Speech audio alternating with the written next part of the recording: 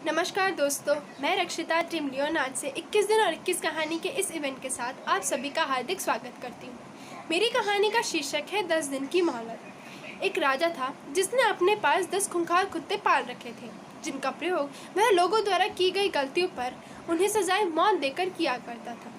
एक बार राजा के पुराने मंत्री से एक गलती हो गई और राजा ने गुस्से में आकर उसे सजाए मौत का दंड सुना दिया।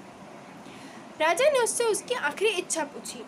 मंत्री ने बहुत विनम्रता से कहा, राजन, मैंने आपकी 10 साल स्वामी भक्ति की है। मैं सज़ा से पहले आपसे सिर्फ 10 दिनों की मोहलत चाहता हूँ।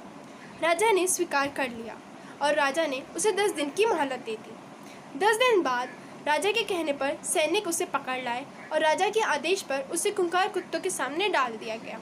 लेकिन ये क्या, राजा ये देखकर हैरान रह गया कि कुत्ते उसे काटने के बजाय उसके आसपास दुम हिलाकर डोल रहे हैं और उसके पैर चाट रहे हैं। राजा मन ही मन सोचने लगा कि ऐसा कैसे हो गया और उनका व्यवहार इतना बदल कैसे गया।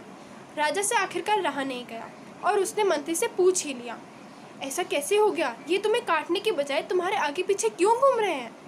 मंत्री ने बहुत विनम्रता से जवाब दिया, राजन, आपने जो मुझे 10 दिन की मोहलत दी थी, उसके एक एक क्षण मैंने इस बेजुबान कुत्तों का ध्यान रखने में लगा दिया। इन्हें खिलाया पिलाया, इनकी खूब सेवा की और आज ये मेरे 10 दिन की सेवा को भुला नहीं पा रहे।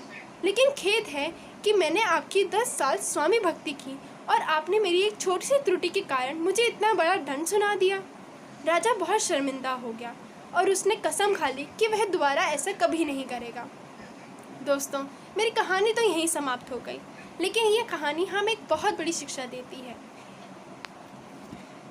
ये कहानी हमें शिक्षा देती है कि हमें क्षमाशील बनना चाहिए।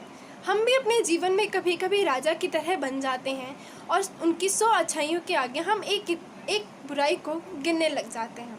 तो हमें क्षमाशील बनना चाहिए और लोगों की अच्छाइयों की तरफ ध्यान देना चाहिए।